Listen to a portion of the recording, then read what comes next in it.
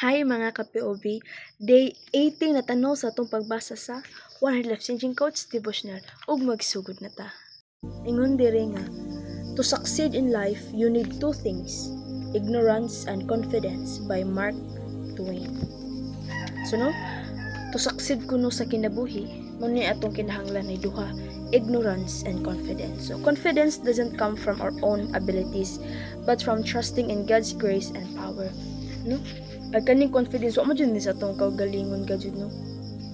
But, ninggawas ni si Jah, through kay natay gisaligan ba, we trust something, no? Atong abilities, nagihatag sa Ginoo, ang ijang gahom, nga. Makuan lagi ni, mabuhat lagi ni, success lagi ni. So, mo na magawas atong confidence, no? While we may feel unprepared or lacking, God's grace is all we need to succeed. He works through our weaknesses to reveal His strength. Don't let doubt hold you back. Move forward with confidence in God, knowing that His grace will carry you through every situation. So mo ni masud ang ignorance, no kana nga.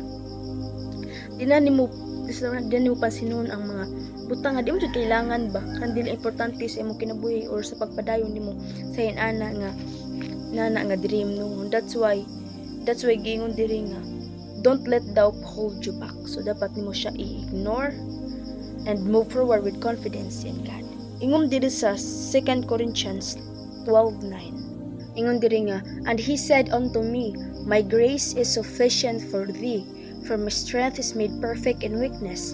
Most gladly therefore will I rather glory in my infirmities, that the power of Christ may rest upon me. Sunog highlight dira ang verse 9a, no? But He said to me, my grace is sufficient for you, for my power is made perfect in weakness. So that's why kabantay mo sa mga disciples sa Ginoo, di diya mga dato, di diya mga sikat, no? But kundi mga low profile rajud, and makabantay pud mo nga, or as Kristohanon nga kinabuhi, no, makapangutan na nga, no, always man jud kita ang gidadaon or daghang problema kasa sa mga dato or kasa sa mga why Ginoo, mas mo grow pa man sila. But because wa ang Ginoo natan-aw sa mga materials diri sa kalibutan, but He iyang gitan-aw ang imong kasing-kasing, no, ang imong gugma diha kaniya, ang imong relationship diha sa Ginoo. Kay His grace is sufficient for you, and His power is made perfect in weakness. And He help you even if ina nga mga trials, ina nga problems, and that's why di ka jud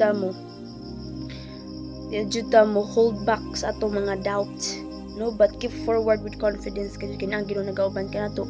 So that's why di jud ta madaon man ta, di ta pabiling down, but kundi mo barugtaan mo fight, no, move forward kay we know nga kung nay ugma or another day, another chance na pud, no, nga to make a decision or to make a step, no, kay umta kibaw sa mga panahon kay di mo ta powerful nga makita ta sa atong future, but God will guide you because that's why we trust God, because He saw and He have capability nga makita atong future, and He write our stories, and that's why as muraki balita character ni or mga artista, and that's why we need to act, no, and we need to follow His will.